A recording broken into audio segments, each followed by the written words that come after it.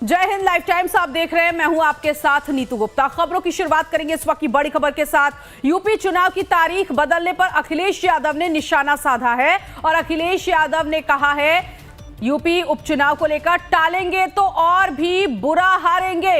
ये बड़ी जानकारी इस वक्त की। अखिलेश यादव ने कहा है कि बीजेपी इतनी कमजोर कभी नहीं थी। छुट्टी पर घर आए लोगों की वजह से बीजेपी ने टाला है चुनाव और ये बीजेपी की पुरानी चाल है। हारेंगे तो टालेंगे।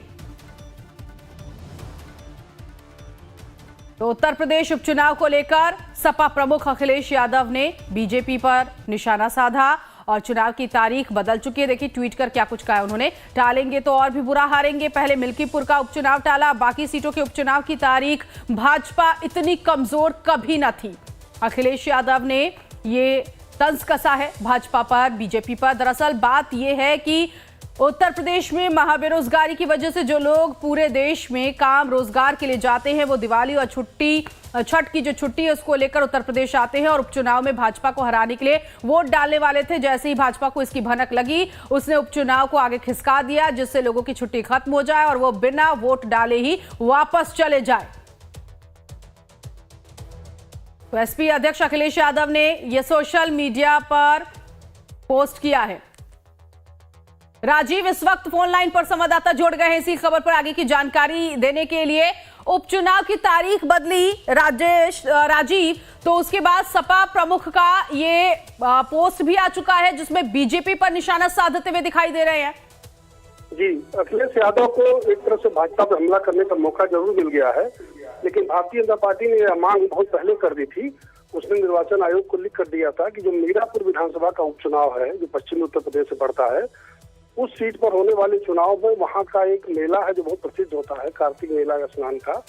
उसकी वजह से मांग की गई थी वहां चुनाव प्रभावित हो जाएगा। खासकर एक सीट को लेकर के जो मांग थी, मीरापुर का चुनाव भी 13 तारीख को होना है, तो आयोग ने सारे 9 विधानसभा सीटों का चुनाव एक साथ टाल करके 20 नवंबर कर दिया है। हालांकि अखिलेश यादव को राजनीतिक रूप से भाजपा को घेरने का मौका जरूर इसे मिल गया है। भारतीय जनता पार्टी चुनाव की तैयारियों में लगी हुई थी, समाजवादी पार्टी भी लगी हुई थी। अब इसमें दोनों दलों को चुनाव प्रचार का मौका ज्यादा मिलेगा हालांकि जी, लेकिन छठ का एक बहाना लेकर के अखिलेश यादव ने हमला जरूर बीजेपी पे किया है कि जो वोटर आ रहे थे वो मतदान के लिए रुक जाते तो भाजपा के खिलाफ मतदान करते। इस मामले को अखिलेश यादव ने पूरी तरह राजनीतिक बनाने का प्रयास किया है।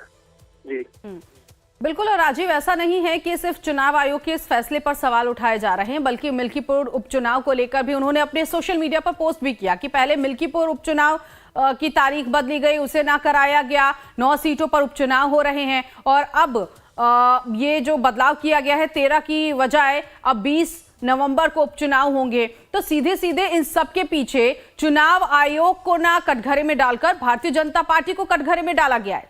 राजीव जी, मिल्कीपुर विधानसभा के मामले में भी यही हुआ था कि जो रिट याचिका दायर हुई थी भाजपा प्रत्याशी की तरफ से, उस समय चुनाव में जो प्रत्याशी थे जो हार गए थे और सपा के प्रत्याशी चुनाव जीत गए थे, उन्होंने याचिका वापस ले ली थी। लेकिन उसमें भी समाजवादी पार्टी की तरफ से जो याचिका पर अपना पक्ष रखना था, उन्होंने आयोग से जवाब लेने के लिए और सरकार का जवाब लेने के लिए समय मांग लिया कोर्ट से। तो कोर्ट ने उसमें डेट उसकी आगे बढ़ा दी, तो उस दिन भी मिल्कीपुर चुनाव को लेकर मामला हल हो सकता था। तो दोनों ठीक है, बहुत शुक्रिया। हाँ ठीक है। अब देखिए एक और सियासी पारा इस वक्त उत्तर प्रदेश में हाई होता हुआ नजर आ रहा है। बहुत शुक्रिया राजीव इस जानकारी के लिए।